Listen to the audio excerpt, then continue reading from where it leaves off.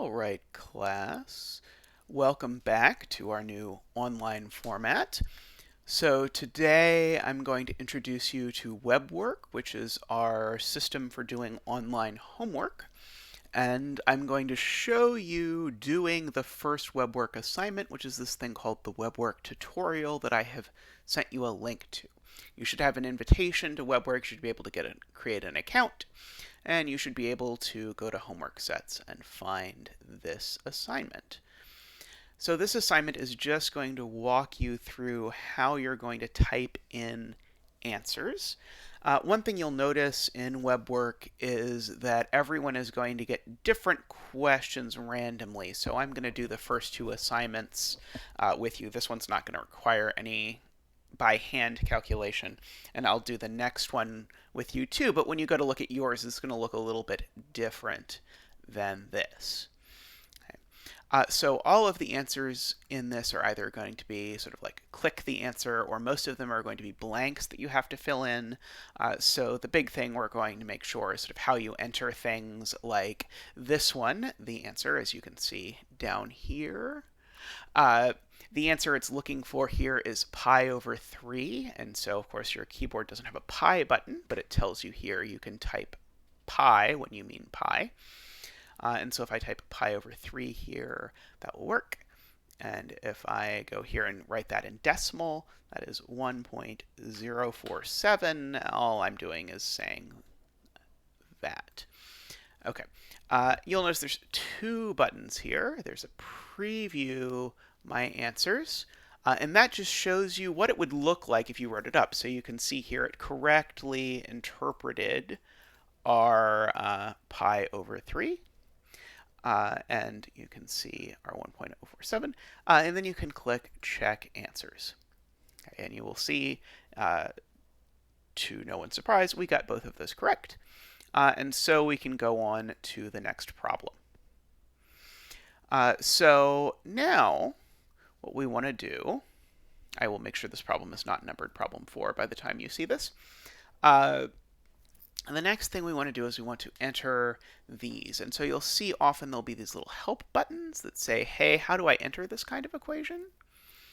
And so it will say, okay, if you're going to enter an equation, it had better have an equal sign, and you'd better use the correct variable names. And then it shows you a bunch of different ways that you could write different similar things. All right, so you can always click these help buttons when they're provided for you here. So this wants us to write y equals 5x plus 2. Now, you'll notice that this will read as correct. Of course, the second one reads as incorrect because we left it blank. It would also read as correct if I put a times here, because that's what I'm really doing here, is putting times there by the x. And so it even says, hey, that's the same thing you just submitted. Okay. Now notice for all of these assignments, I have set it up so that you have an unlimited number of tries to get these things correct.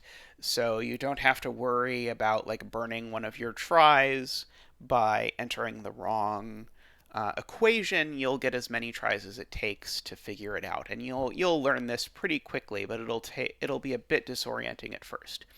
Okay, and so you'll see again if I write that, that's not what it's asking for. It's actually asking you to enter the function, and so it's saying, hey, that's not the thing you entered. It's not the thing I'm looking for.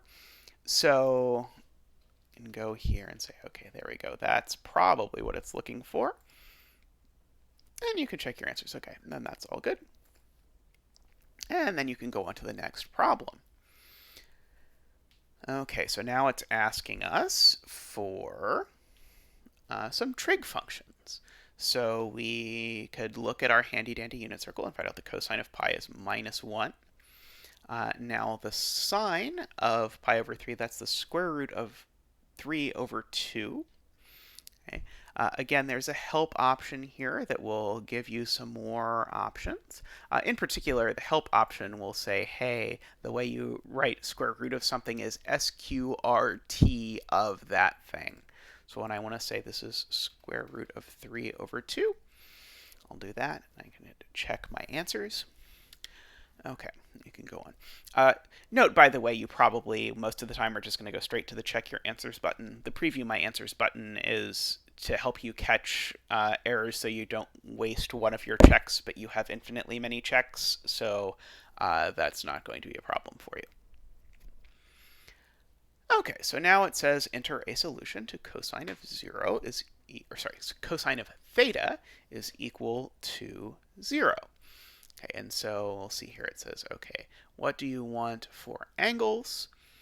And so it will tell you, hey, angles at once in radians. Okay, so we have to make sure, just as we've gotten kind of used to, that we give everything in radians. So here, for example, what's an angle where cosine of that angle is 0? Well, pi over 2 is one of them. Let's check. Okay, that worked. Now, of course, that's not the only one, but notice it only asked for a solution. So if I check this, that will also show up as correct.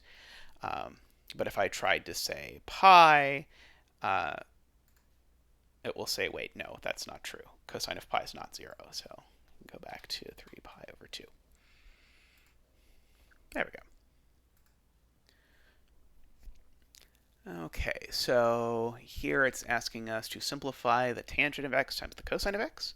Tangent of x, remember, is sine of x over cosine of x. So if I take sine of x over cosine of x and I multiply it by cosine of x, then I get sine of x. So it will tell me help over here. I'm going to guess the way I type sine of x is just by typing that. Let's check. Excellent, it worked. All right, and so you'll see now we have reached the end of this assignment. I'm going to do one more of these, but in the next one, it will require some work because we'll be reviewing derivatives, so I will pick back up there. But for now, good day.